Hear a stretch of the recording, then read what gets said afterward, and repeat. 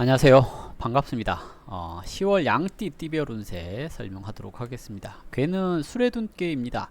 수레둔은 물은 위에 있고 뢰라고 하는 나무는 밑에 있는 것을 뜻해요. 그래서 만물이 처음 싹을 틔우고 나오는 형상이라고 얘기를 하기 때문에 아직은 뭔가 부족하니 경거망동 말고 대리인을 세워라, 또는 주변 사람들의 말을 들어라, 이런 의미가 있죠. 그리고 초유가 동했다라는 것은 나무가 흙으로 변했으니 흙에 있다. 그래서 귀한 나무가 아래에 내려와 있으니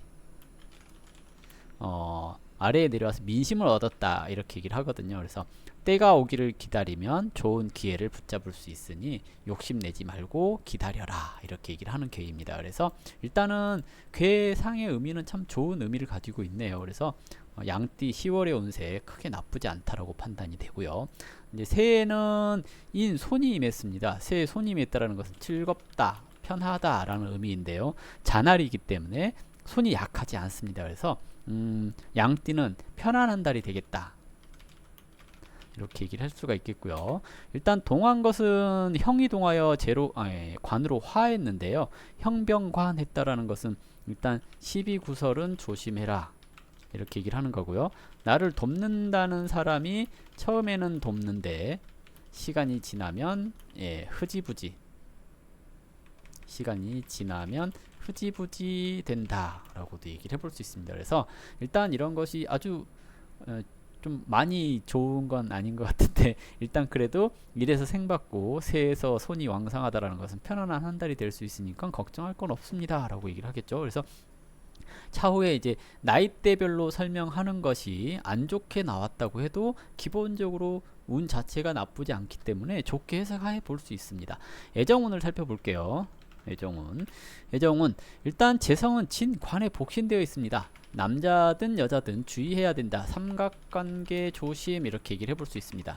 왜냐면 관은 남자고 재는 여자이기 때문에 남자에게 여자가 있다 라고 얘기를 하는 거죠. 그러면 여자에게 남자가 있다, 이렇게도 해석할 수가 있겠죠. 그래서 아직 애인이 없는 사람들, 누군가 만나려고 하는 사람들 같은 경우에는 애인이 있는 사람일 수 있으니까 조심해야 됩니다 라고 얘기를 하는 거고요. 재성이 일파 맞아서요, 이건 힘이 없다는 얘기거든요. 재성이 힘이 없다라는 것은 여자는 남자한테 잘할 마음이 없다라는 얘기이기도 하고요. 내가 만날 사람이 주변에 없다라는 얘기이기도 합니다. 그래서 부부관계에 있어서 주의가 필요하다라고 얘기를 해볼 수가 있는 그런 운이라고 할 수 있죠. 그래서 애정운은 조금 안 좋다라고 판단되고요. 재물운 새해 손이 임해서 왕성하다는 것은 돈 버는 재주가 있는 사람이다.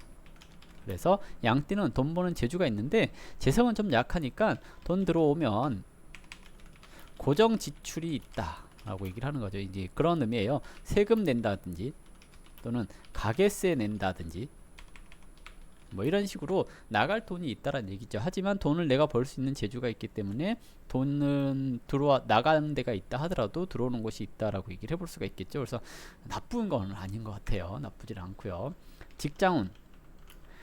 직장운은 관이 내쾌에도 있고 외쾌에도 있고 그렇습니다. 내외쾌에 있다는 것은 가까운 데도 취직할 때가 있고 먼 데도 있다라는 얘기인데요.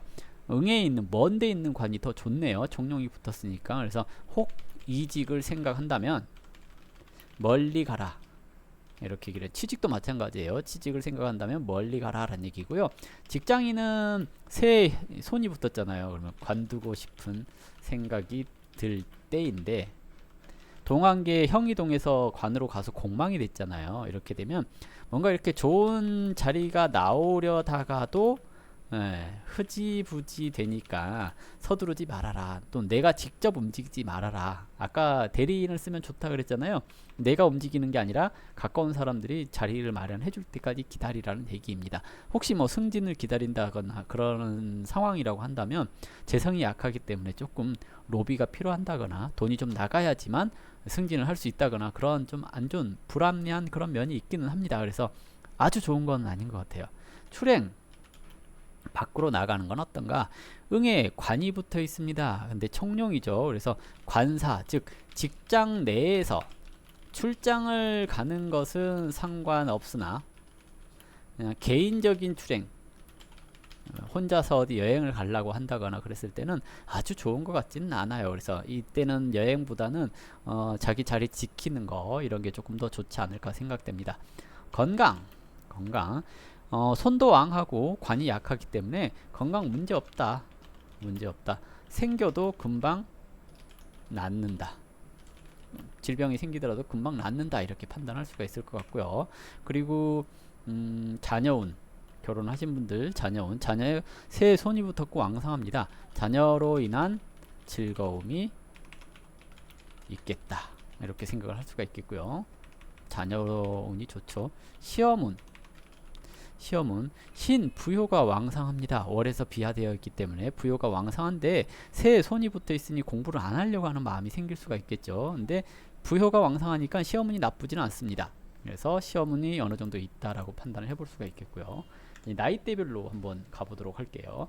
2003년생 2003년생 형이 임했으니 사람 만날 일, 돈 쓸 일 있겠는데 이게 형이 동하면 관으로 화하거든요. 공망이라서 싸우진 않는데 시비가 생길 수 있다.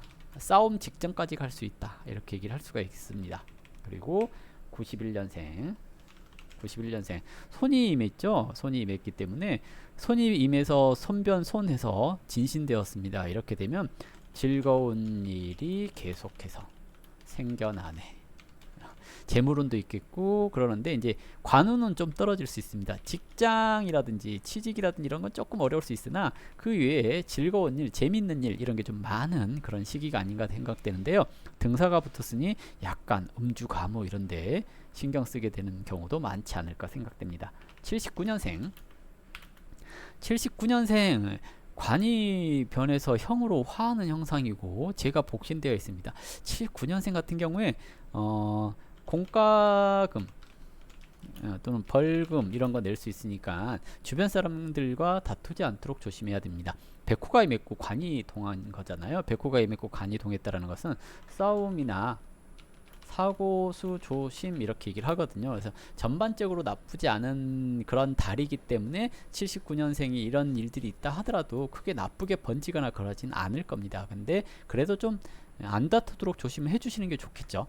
67년생 67년생 부효가 임했는데요. 부효가 임했다라는 것은 일단은 근심이 있다 이고요. 문서운이 있다 이렇게도 얘기를 하겠고 부모 관련된 걱정이 있다 이렇게 얘기를 합니다. 근데 형으로 화했어요. 그러면 이제 근심이 차차 사라지는 것 또는 계획한 일을 실천하는 것 이렇게 얘기를 합니다. 근데 아까 처음에 이제 괴상 설명할 때 귀한 존재가 민심을 살피기 위해서 내려간 것이니 욕심 부리지 말고 내려놓으면 일이 잘 풀릴 거란 얘기거든요. 그래서 근심 걱정이 있다 하더라도 너무 이렇게 신경 쓰거나 그러지 말고 약간 내려놓는 거 그런 것도 좀 필요하겠고요. 55년생 55년생 이것도 이제 관이 임했다라는 것은 근심 걱정인데요. 총룡이 붙었잖아요. 그러면 경쟁에서 이기다 이렇게 얘기를 해볼 수가 있겠거든요. 그럼 내가 누군가에게 누군가를 고소 고발할 일이 있다. 근데 전반적으로 나쁜 형태는 아니고 총룡이 임했으니 나한테 귀인이 붙어 있다라고 생각을 하시면 되겠고요. 승진운이 있다 또는 지금 이미 윗사람인 나이겠죠. 승진운이 있다 또는 새롭게 계약을 할 수 있다 이렇게 얘기를 해볼 수 있을 정도일 것 같습니다. 43년생 이것도 형병관한 건데요. 사람과 다툴 일이 있거나 이상한 소문이 날 수 있으니 말 조심하자 이렇게 얘기를 합니다. 그래서 전체 괴가 나쁘지 않아서 이거는 좀 소소하게 신경 쓸 정도면 될 것 같아요. 개인적으로 나의 10월의 운세가 궁금하다 그러시면 제가 평일 오전 10시에 실시간으로 무료 상담을 해드리고 있으니까요. 평일 오전 10시에 찾아오시면 되겠고요. 이걸로 10월 양띠 띠별 운세 마무리하도록 하겠습니다. 감사합니다.